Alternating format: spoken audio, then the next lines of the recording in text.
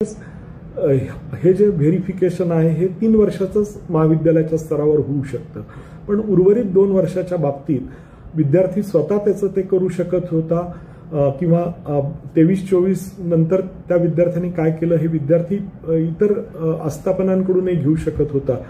त्या बाबतीमध्ये संबंधित महाविद्यालय प्रोएक्टिव्ह राहून पोलीस विभागाशी संपर्क साधून जो आमच्या महाविद्यालयातील विद्यार्थ्याचा जो कालावधी आहे याविषयी आम्ही पूर्णपणे प्रोफार्मामध्ये व्यवस्थित माहिती भरून दिलेली आहे।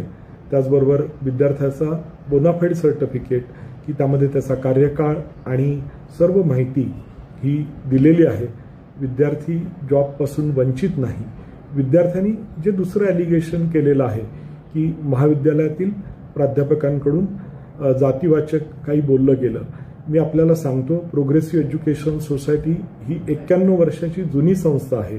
संस्थेची स्थापना ही 1934 सालची आहे। महाविद्यालयाची स्थापना ही 1970 सालची आहे। संस्था 91 वर्ष हे साजरं करते आहे, तर महाविद्यालयाला एकूण स्थापन होऊन 55 वर्ष झाली आहेत।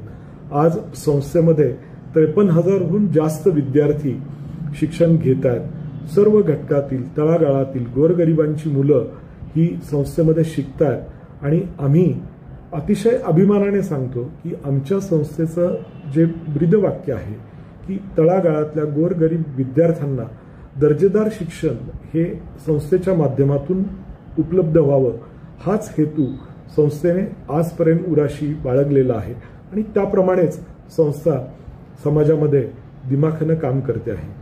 आजी माजी विद्यार्थ्यांनी संस्थेचं नाव एका विशिष्ट उंचीवर नेऊन ठेवलेलं आहे आणि त्याच पद्धतीने आमचा माजी विद्यार्थी प्रेमवर्धन बिराडे हा आता एका या प्रक्रियेतून पुढे जातो आहे आणि त्याचा सुद्धा आम्हाला अभिमान आहे की या विद्यार्थ्याला आम्ही शुभेच्छा देतो। आणि महाविद्यालयाच्या बाबतीत जर म्हणाल तर कदापिही कोणत्याही कर्मचाऱ्याकडून आजही नाही भविष्यातही नाही आणि झालेलंही नाहीये की कुणाचाही कोणत्याही बाबतीमध्ये जातीवाचक किंवा जातीचा उल्लेख हा झालेला नाहीये याची मी तुम्हाला खात्री देतो, ग्वाही देतो। आणि आपण या विषयाचं कुणीही वेगळं भांडवल करू नये। आपण सर्वजण प्रेमवर्धन बिराडे या विद्यार्थ्याच्या पाठीशी उभे राहून लवकरात लवकर त्याला चांगला जॉब त्या कंपनीमध्ये मिळण्याच्या दृष्टीने प्रार्थना करूयात। त्याला तो जॉब मिळाल्यानंतर ही गोड बातमी त्यांनी आमच्यापर्यंत पोहोचवावी अशीच अपेक्षा मी या निमित्ताने व्यक्त करतो आणि इथं थांबतो। माझं संस्थेची भूमिका, महाविद्यालयाची भूमिका आपण ऐकून घेतलीत त्याबद्दल